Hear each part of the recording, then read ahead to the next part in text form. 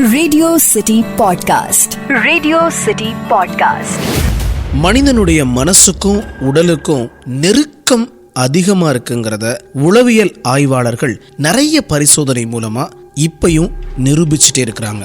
உங்களுடைய மனசு எப்பெல்லாம் சோர்வா இருக்கோ உங்களுடைய உடலும் சோர்வாகிறதுக்கான வாய்ப்புகள் அதிகம். உங்களுடைய உடல் சோர்வா இருக்கிறப்ப மனதும் சோர்வா இருக்கிறதுக்கான வாய்ப்புகள் அதிகம். உடல்ல எந்த பிரச்சனை இல்லைனாலும் மனசுல ஏற்படக்கூடிய வலிகளும் அங்க இருக்கக்கூடிய ஸ்ட்ரெஸ்ஸும் உங்க உடம்ப பாதிக்கும்னு இன்றளவும் உளவியல் ஆய்வாளர்கள் ப்ரூவ் பண்றாங்க. ஒரு வீடியோல ஒரு மனுஷனுக்கு அவனுடைய கைய தள்ளி வச்சுட்டு ஒரு பொம்மை கைய அந்த கையோட தொடர்ச்சியா வச்சு அந்த பொம்மை கையில ஒரு சுத்தியால எடுத்து அடிக்கும் பொழுது அவனுடைய மூளை அவனுடைய உண்மையான கையில அடிச்சதற்கான வலிய உணர்ந்துச்சுன்னு ஒரு பரிசோதனை சொல்லுது.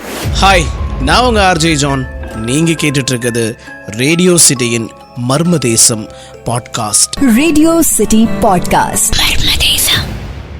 மனசுல ஏற்படக்கூடிய ஒரு வலி உடலை பாதிக்கிற மாதிரியான விஷயங்களுக்கு இன்றளவும் அறிவியல் ரீதியான உண்மைகள் கண்டறியப்படல. அயர்லாந்தோட கவுண்டி கார்க் நகரத்தில் இருக்கக்கூடிய டாக்டர் கோனல் மற்றும் உளவியலாளர் ஜெரால்டின் கமென்ஸ் இவங்க ரெண்டு பேரும் ஒரு விசித்திரமான நோயாளிய சந்திச்சாங்க. இரண்டாம் உலக போறப்ப நாஜிகளால யூதர்களுக்கு எதிராக நடந்த பயங்கரவாத ஆட்சியில 20 வயது நிரம்பின இளம் யூதர் ஒருத்தர் டாக்டர் கோனல் கிட்ட வந்திருக்கிறாரு. தன்னுடைய கைகள்ல கடுமையான வலி இருக்குங்கிறத சொன்னார். பரிசோதனை எல்லாம் எடுத்து முடிச்சாச்சு. அதுல பாக்குறப்ப அவருடைய ஸ்கின்ல ஏற்பட்ட சின்னதா சிராய்ப்பு, அது எலும்பு உடைய கூட இல்ல.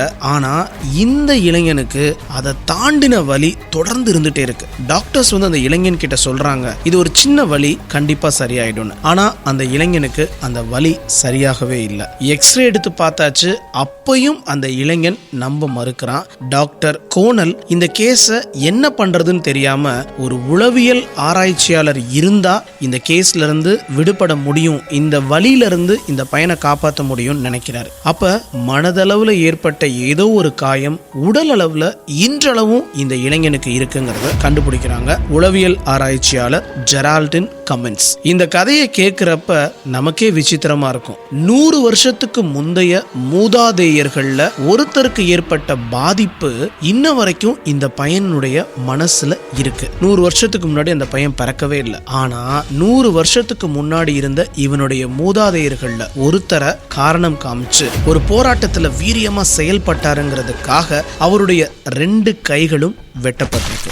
2 கைகளும் வெட்டப்பட்ட ஒரு குடும்பத்திலிருந்து வந்த குழந்தை அந்த பதிவுகளை தன்னுடைய மனசுல சுமந்துக்கிட்டே வந்தது இன்றளவும் அறிவியலால விளக்க முடியாத ஒரு விஷயமா இருக்கு. ஒரு வீட்டுல இறந்து போன தாத்தா பாட்டியோட உடல்ல இருக்கக்கூடிய மச்சங்கள் இருந்த இடத்துல அதே மாதிரி குழந்தைக்கும் மச்சம் இருக்கிறது நாம பார்த்திருக்கோம். ஆனா மனதுல ஏற்பட்ட வலிய அந்த குழந்தை எண்ணங்கள்ல சுமந்துட்டு வந்திருக்குது அறிவியலால விளக்க முடியாத மர்மங்கள். இதற்கான தீர்வு எத்தனை டாக்டர்ஸை பார்த்ததுக்கு அப்புறமும் அந்த இளைஞனுக்கு கை வலியிலிருந்து விமோச்சனம் கிடைக்கல. ஆனா உளவியல் ஆராய்ச்சியாளர் ஜெரால்டின் கமென்ஸ் அந்த பையனோட உட்கார்ந்து பேசி நிறைய கவுன்சிலிங் கொடுத்து அவனுக்கான சிகிச்சை உடலுக்கு இல்ல மனசுக்கு அப்படிங்கறத இன்னும் இலகுவா மாத்தினதுக்கு அப்புறம்தான் ஒரு காலகட்டத்துல அவனுடைய கையில இருந்த வலி காணாம போயிருக்கு. உடலுக்கும் மனசுக்கும் சம்பந்தம் இருக்குன்னு இந்த பாட்காஸ்டோட தொடக்கத்துல நான் சொன்னது உங்களுக்கு ஞாபகம் இருக்கா? என்னைக்காவது உங்க உடம்பு டயர்டா இருக்கிறப்ப மனசு டயர்டா இருக்கா? என்னைக்காவது உங்க மனசு ரொம்ப வறட்சியா இருக்கிறப்ப ரொம்ப சோகமா இருக்கிறப்ப உடம்பு டயர்டா இருக்கா? ஆக இன்றளவும் நம்மளுடைய பாரம்பரியத்துல சொல்லக்கூடிய உங்க உடம்புல 2 விஷயங்கள் இருக்கு, ஸ்தூல உடல், அதுக்கப்புறம் நம்ம பார்க்கிற உடல்னு. இந்த கோட்பாடுகள்ல என்னைக்காவது உங்களுக்கு நம்பிக்கை இருக்கா?